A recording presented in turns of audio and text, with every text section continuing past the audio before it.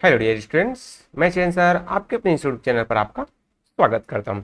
इस वीडियो में बेटा आपको देखने को मिलेगा आपके जो हिस्ट्री का जो chapter 5 the Vedas and other sources, इनका जो कंप्लीट जो एक्सरसाइज का जो सोल्यूशन है आपको इस वीडियो में देखने को मिलेगा। तो मेरे साथ इस पूरे वीडियो में बने रहिए और अभी तक आपने चैनल को सब्सक्राइब नहीं किया है तो सब्सक्राइब जरूर कीजिए और बेल आइकन को प्रेस करना ना भूलें। तो चलिए हम एक्सरसाइज देखें। तो फर्स्ट जो एक्सरसाइज आता है आपको right EVA if features belonging to early Vedic age and LVA if the features belong to the later Vedic age। मतलब आपको जो है अर्ली वैदिक एज है तो EVA लिखना है और आपका लेटर वैदिक जो पीरियड्स है उससे बिलोंग करता है तो LVA लिखना है। तो यहाँ पर डिफरेंट आपके फीचर्स दिए हुए हैं और उसका जो पीरियड या फिर एज आपको लिखना है। तो ये आंसर देखें इसका, तो आंसर में आपका आ जाएगा जो ए नंबर है iron began to be use, ये आपका अर्ली वैदिक पीरियड में। देन ट्राइब नॉन एज विज, ये आपका भी क्या है अर्ली वैदिक एज है। वेरी एलोबरेट सेक्रीफाइसेस, ये आपका क्या हो जाएगा लेटर वैदिक एज का है। देन स्ट्रिक्ट कास्ट सिस्टम, ये भी आपको जो है लेटर वैदिक एज में जो है इमर्ज हुआ था। देन आपके cattle were a symbol of wealth and status in society, तो ये आपका केस में है अर्ली वैदिक एज में हुआ था। तो इस तरीके से ये जो है आपके जो पीरियड से रिलेटेड है। अगर बेटा इससे संबंधित आपने एक्सप्लेनेशन नहीं देखा है इस वीडियो का तो वो भी आपको मेरे चैनल पर मिल जाएगा, ऊपर आई बटन में या फिर नीचे डिस्क्रिप्शन बॉक्स में उसका लिंक मिल जाएगा, जाके देखिए आपको बेहतर तरीके से चैप्टर्स है वो समझ में आ जाएगा। सेकंड देखते हैं आंसर द फॉलोइंग क्वेश्चन, इसको आपको वन सेंटेंस में देना है। तो what is the language of the Vedas, तो Sanskrit is the language of the Vedas, Vedas थे वो संस्कृत लैंग्वेज में लिखा गया था। देन आता है what names did the Arya give to the land where they first settle, सबसे पहले आए और वहां पर वो बसे तो उसको क्या नाम दिया गया था। तो दारिया name the regions where they first settle as a Sapta Sindhu, क्या नाम दिया गया था सप्त सिंधु। यहाँ पर बेटा इसमें आपको बस यहाँ पर लास्ट में सप्त सिंधु लगाना है, बाकी आपको जो आंसर है वो क्वेश्चन में ही मिल जाएगा, तो थोड़ा सा माइंड अपना लगाइएगा, है ना। फिर आपका थर्ड में आता है what is the meaning of megalithic, तो मेगालिथिक का मीनिंग क्या है। तो megalithic means the burial place mark bye a large stone, megalithic किसे कहते हैं, तो जो बुरियल जो प्लेस जहां पर लोगों को दफनाया जाता है बड़े से स्टोन से उसको मार्क किया जाता है तो उसे हम मेगालिथ कहते हैं। देन नेक्स्ट आता है आपका which kinds of pottery was made by the Aryas, Aryas के द्वारा किस तरीके के पॉटरी बनाए जाते थे। तो जो painted grey ware pottery was made by the Arya, जो आर्य है आर्याज है उनके द्वारा जो है पेंटेड ग्रे वेयर जो पॉटरीज है जो बर्तन है वो बनाए जाते थे। फिर नेक्स्ट आता है आपका ई नंबर का क्वेश्चन है what is the hymns, hymns क्या है। तो hymns is a types of song addressed to a deity और डाइटिस, मतलब ये एक टाइप का जो सॉन्ग था जो देवी या देवता है जिसको पूजते थे उनके लिए था। देन नेक्स्ट आता है F which is the most ancient of the four Vedas, सबसे फोर वेदास में सबसे ओल्ड जो है सबसे पुराना कौन सा है। तो यहाँ पर आपको पता है Rigveda is the most ancient of the four Vedas, चारों वेदास में ऋग्वेदा सबसे ओल्ड है। फिर नेक्स्ट आता है आपका जी नंबर का which three gods were worshipped in the early Vedic period, तो आपके जो है कौन सा अग्नि था, इंद्र था और वरुणा था, ये जो है इन तीनों को जो है वर्शिप किया जाता था अर्ली वैदिक एज में। फिर what is the meaning of the word जन, जन मीन्स का मीनिंग क्या है। तो the tribes was called a जन, मतलब उस समय जो है अर्ली वैदिक पीरियड में आप देखेंगे वैदिक पेज में देखेंगे तो जो जन है जो ट्राइब्स जो थे उसे जन कहा जाता था। नेक्स्ट आता है थर्ड नंबर का क्वेश्चन जो है put a right mark if the statement is correct and wrong if incorrect, तो आपको देना है the later Vedic age is also known as the Rig Vedic, ये आपका क्या है कट रॉन्ग हो जाएगा क्योंकि जो है अर्ली वैदिक पीरियड को हम ऋग वैदिक एज का एक नाम से जानते हैं। Brahmagiri is a place in Maharashtra, ये भी आपका क्या हो जाएगा रॉन्ग हो जाएगा। फिर आपका आता है सप्त Sindhu means the land of the seven river, तो ये जो है आपका करेक्ट है स्टेटमेंट है सही है ये, है ना। देन आपका आता है the Arya and the Dasyu were friendly with each other, ये आपका क्या हो जाएगा रॉन्ग हो जाएगा। आर्या जो है दस्यु को दास बना के अपने सेवक के रूप में रख लिए थे। Then a few of the hymns in the Rigveda have been written by the women, तो कुछ जो है ज्यादातर जो है मेन के द्वारा लिखा गया था बट कुछ जो है वुमेन के द्वारा भी लिखा गया था। देन नेक्स्ट आता है एफ नंबर का a man buried in a clay urn was found in the courtyard of a houses in Inamgaon, तो यहाँ पर आप जो देखेंगे थोड़ा ध्यान देने वाली बात है इसमें कि अ मेन बुरीड, यहाँ पर मेन को नहीं, तो वहां पर जो चाइल्ड थे उनको जो है क्ले में है यहाँ पर उसको बुरीड किया जाता था, है ना, उसको पहले जो है जलाया जाता था, फिर उसके जो हड्डी के अवशेष वगैरह थे उनको जो है उस क्ले जो पॉट्स छोटे वाला उसमें रखते थे, फिर उसको जब कोर्ट यार्ड में दफना दिया जाता था। बट जो मेन है उसको एक बड़ा सा जो जार होता था, बहुत बड़ा जो जार होता था, वहां पर उसको रखा जाता था। तो इस तरीके से ये जो है आपका रॉन्ग हो जाएगा, पार्टली रॉन्ग और पार्टली राइट भी है, बट यहाँ पर हम मेन की बात किया गया है तो इसलिए इसको हम रॉन्ग डाल रहे हैं, है ना, इनकरेक्ट है ये। देन नेक्स्ट आता है जी, इनम गांव is the place in Karnataka. ये आपका क्या हो जाएगा, रॉन्ग हो जाएगा। इनम गांव कहाँ पर है, कर्नाटका में बिल्कुल भी नहीं है। फिर नेक्स्ट आता है H, Brahmacharya was the stage when a man was suppose to get married and have children. Brahmacharya तो ये भी रॉन्ग हो जाएगा, क्योंकि ये जो ऐसा स्टेट था जहां पर आपको जो है क्या करना है, स्टडी करना है ना, तो ये आपका क्या हो जाएगा, रॉन्ग हो जाएगा। नेक्स्ट आता है आई नंबर का, gramani was the name given to head of the village. तो ये आपका क्या हो जाएगा, राइट हो जाएगा, करेक्ट स्टेटमेंट है, ये सही है। देन नेक्स्ट आता है Sanskrit belong to the Indo European language family. ये भी आपका क्या हो जाएगा, ट्रू हो जाएगा। हम फोर जो डिफरेंट जो लैंग्वेज फैमिली हमने देखा था, तो संस्कृत है वो इंडो यूरोपियन लैंग्वेज में बिलोंग करता है। नेक्स्ट आता है फिल इन द ब्लैंक्स वाले क्वेश्चन। आपको जो river has been mention only once in the Rigvedic, तो गंगा रिवर्स है, ये सिर्फ एक बार मेंशन किया गया था, गंगा हो गया यहाँ पर। फिर आपका जो बी नंबर का आता है the general who assisted the Raja was the card सेनापति। जो सेना के जो हेड होते थे उसे हम सेनापति कहते थे। Then Upanishad were compose during the later Vedic. ये जो उपनिषद को हम अर्ली वैदिक और लेटर वैदिक एज में आपको चूज करना है, तो कहाँ पर आएगा, लेटर वैदिक आएगा। फिर नेक्स्ट आता है डी नंबर का, Ashvamedha sacrifices involve the king of a cow की हॉर्स। तो यहाँ पर जो है हॉर्स है वो राइट हाउस आएगा, हॉर्स की जो है सेक्रीफाइस बलि दिया जाता था। नेक्स्ट आता है the ashram systems consist of 4 stage. 4 stage टू नहीं था यहाँ पर, तो 4 आपका क्या हो जाएगा, चूज करके हम यहाँ पर फिलअप कर सकते हैं। देन नेक्स्ट आता है प्रोजेक्ट में आर्ट इंटीग्रेटेड लर्निंग। तो यहाँ पर आपको पेंटर जो ग्रे वेयर्स है उनका एक जो चार्ट प्रिपेयर करना है और उसके बारे में कुछ लिखना है, जो चार्ट बनाना है। आप जिस तरीके से यहाँ पर मैंने आपको 2 इमेज दे दिया है ना, तो इसी तरीके से और जो इमेज है वो आप लेकर उसको पेस्ट कर सकते हैं, अगर आपके जो सब्जेक्ट टीचर से आपको बोलते हैं तो। देन नेक्स्ट आता है आपका, if you had to choose between living in early Vedic age and later Vedic age, which would you and why. Discuss in class. Class में डिस्कस वाला है, ये ग्रुप डिस्कशन से टॉपिक्स है। आपको कहा जाए कि अर्ली वैदिक एज में रहना है कि लेटर वैदिक एज में, तो आप कौन से एज में रहना चाहोगे। तो आंसर मैंने यहाँ आपको देने का आंसर प्रयास किया है, इसको आप देख सकते हैं कि it is difficult to choose between living in the early Vedic age and the later Vedic age, as both period has their own unique characteristics and challenges. However, if I had to choose, I would choose to live in the later Vedic age because it was a time of great intellectual and spiritual growth. मतलब अगर हमको choose करने के लिए कहा जाए तो दोनों एज में जो कोई भी एज चूज करना बहुत ही चैलेंजिंग हो जाएगा, बहुत ही ज़्यादा डिफिकल्ट हो जाएगा, क्योंकि भाई दोनों के अपने यूनिकनेस थे, स्पेशल फीचर्स था।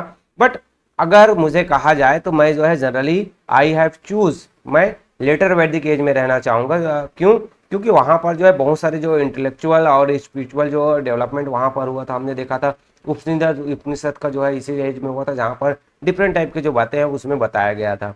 और अगर और एक्स्ट्रा पॉइंट आप देना चाहें तो ये भी पॉइंट लिख सकते हैं, during this period many of the Upanishad were written which are considered some of the most profound philosophical texts ever written।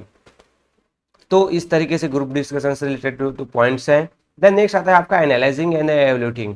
आपको why do you think Ashvamedha यज्ञ was popular with the king. जो अश्वमेधा जो यज्ञ होता था वो राजा के समय इतना पॉपुलर क्यों था, क्यों राजा महाराजा करते थे इसको, तो आंसर हो जाएगा Ashvamedha one of the biggest sacrifices perform by the raja and the priest. राजा और पुजारी के द्वारा बहुत बड़ा सेक्रीफाइसेस था ये। The Ashvamedha could only be conducted by a powerful victorious king. जो पावरफुल जो राजा थे जो अपना एरिया को बढ़ाना चाहते तो वही जो है इस यज्ञ को करते थे।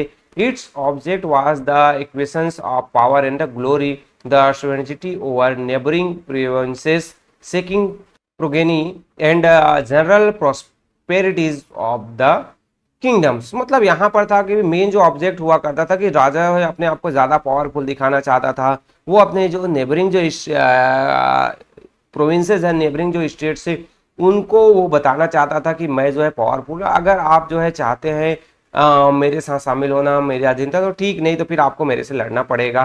तो इस तरीके से वो जो है अश्वमेधा सेक्रीफाइसेस करते थे। नेक्स्ट आता है शॉर्ट आंसर क्वेश्चन में आपका जो write a few line about the Rigveda, Rigveda के बारे में आपको कुछ लिखना है। तो the Rigveda consist of a set of Sanskrit hymns, it is the oldest of 4 Vedas, it also now is the oldest book in history. यहाँ तक भी आप कर सकते हैं। देन सेकंड आता है एक्सप्लेन द 4 डिफरेंट आश्रम, 4 डिफरेंट जो आश्रम है उसके बारे में आपको लिखना है। तो यहाँ पर आपका आ जाता है in a Brahmacharya person was suppose to focus on studies, in a grihastha ashram a person was supposed to marry and have children. Then next आता है in वानप्रस्थ आश्रम a person was supposed to leave his family and all his belonging and live in a forest। मतलब यहाँ पर आपका जो first में हम देखें तो वो क्या कर रहा था, स्टडी पर फोकस किया जा रहा था। सेकंड में है भाई आपको जो गृहस्थ घर बार बसाना है, शादी करना है, बच्चे पैदा करना है। फिर वानप्रस्थ में क्या था कि अपने फैमिली को छोड़कर आपको कहाँ चले जाना है, जंगल में जाना है और वहां पर सिंपल लाइफ जीना है। फिर आपका जो संन्यास जो आश्रम है वहां पर क्या था, a person was suppose to lead a very simple and reflective life without wanting anything. Sannyasa जो आश्रम है सन्यासी बन जाना है आपको, न किसी चीज को आपको इच्छा नहीं होनी चाहिए, बहुत ही सिंपल तरीके से आपको वन में रहते हुए कंदमूल खाकर आपकी जो लाइफ है उसको बिताना था। तो इस तरीके से ए नंबर का। फिर आपका सी बी हो गया। सी आता है why did rajas perform sacrifices, राजा सेक्रीफाइसेस क्यों करते थे, बलि क्यों देते थे। तो raja believe that this was a way to ensure that no harm come to them और देयर टेरिटरीज। मतलब ये समझते थे कि भाई कि जिससे जो गॉड गॉडेज है वो खुश रहेंगे और इससे उनके जो उनको ना तो उनके जो टेरिटरीज एम्पायर है उसको किसी भी तरीके से कोई नुकसान हो सकता है। Write a few lines about the Upanishad, Upanishad के बारे में कुछ बातें आपको लिखने हैं। तो the Upanishad dealt with difficult questions regarding humans life that and the nature of the universe. The Upanishad were composed mostly by men, however a few parts were composed by a women can, यहाँ पर sorry ये women called होगा है ना, गर्गी। ठीक। Next आता है बेटा आपका what kinds of relationship did the Aryas share with the Dasyu. तो दस्यु के साथ उनका जो रिलेशनशिप कैसा था, the Aryas control the Dasyu, they made them do all the difficult work. Aryas हैं उसको दस्यु कैसे दास के एक तरीके से हम उसको कह सकते हैं। दे मेड देम, जितने भी जो डर्टी जो वर्क थे या फिर जो डिफिकल्ट जो वर्क है वो दस्यु को करने के लिए देते थे। तो नेक्स्ट आता है आपका लॉन्ग आंसर में आपका ए नंबर का explain some of the characteristics of Arya society during the later Vedic age. आपको जो आर्य जो सोसाइटी है उसके कुछ पॉइंट देने, पॉइंट तो बहुत सारे हो सकते हैं, मैंने शॉर्ट में कुछ प्रोवाइड करने का प्रयास आपको किया है। So the Arya started spreading out to other part of India, a very strict caste system और varna system come into begins. Society was divided into 4 varnas or caste: Brahmins, Kshatriyas, Vaisyas and Sudras.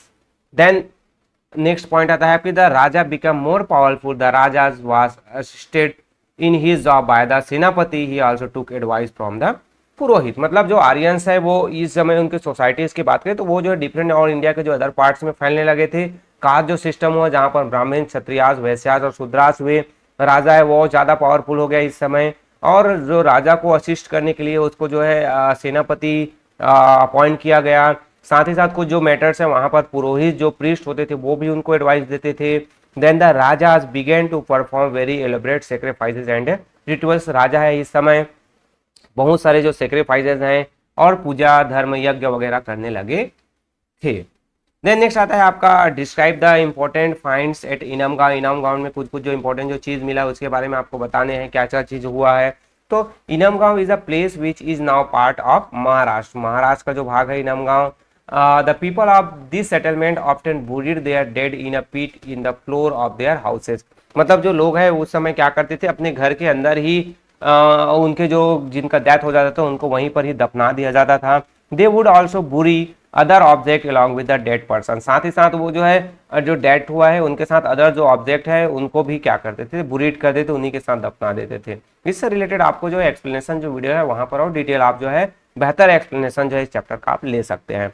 Next point आता है the dead person would be buried with his head facing the north direction. यहाँ पर और जो important जो points हमें पता चलता है वो है कि भाई जो बुरीड किया जाता अपना जाता तो उनको जो नॉर्थ डायरेक्शन में उसका सर रखा जाता था। Then skeleton of a man was found in a very big place jar which was buried in the central courtyard, एक बहुत बड़ा जो क्ले का जो जार जो हुआ है वहां पर जो है दफनाया गया था, जिसे सेंट्रल जो कोर्टयार्ड में घर के बीच में खुला हुआ जो बरामदा जो भाग होता है तो वहां पर एक बहुत बड़े जो मेन को दफनाया गया है, जो मेन को एक बहुत बड़े जो क्ले जार में दफनाया गया है। तो इस तरीके से इंपॉर्टेंट जो पॉइंट है इनम गांव। लास्ट पॉइंट आता है the people who lived her practice agriculture and animal rearing, मतलब जो लोग वहां पर रहते थे तो वो क्या करते थे, एग्रीकल्चर और एनिमल रेयरिंग जो है पशुपालन भी करते थे। तो कुछ जो इंपॉर्टेंट जो पॉइंट्स जो फाइंड आउट किए गए इनाम गांव में। नेक्स्ट आता है सी नंबर का आपका, what are megalithic burials and what do we know about them. Megalithic burial क्या होता है और इसके बारे में हमें क्या पता है, तो यहाँ पर आ जाएगा the word megaliths comes from two words, दो जो शब्द से बना है, मेगा मीन्स होता है लार्ज और लिथोस मीन्स होता है स्टोन। तो इस तरीके से जो लार्ज स्टोन्स है उसे हम मेगालिथिक के रूप में जानते हैं। देन अब some of the earliest megalithic burial are from the period around 1000 BC, 1000 BC के आसपास जो बहुत सारे जो मेगालिथिक जो बुरियल साइट्स है वो हमें मिले हैं। Megalithic burial is characterised by two things, दो तरीके से हमें जो मेगालिथिक जो बुरियल साइट्स है वो देखने को मिलता है। One is that the dead person is not buried inside the house but some distance away from it, मतलब जो हमने पहले जस्ट देखा था कि इनाम गांव में कि घर में ही दफना दिया जाता है, बट यहाँ पर क्या था कि घर में ना दफना कर उसको घर से बाहर दूसरी जगह पर। और सेकंड पॉइंट आता है the other is that the burial place is mark bye a large stones, और जो बड़े बड़े जो स्टोन्स हैं जिसे हम मेगालिथ कहते हैं तो उसमें उसको मार्क किया जाता था बुरियल साइट्स को।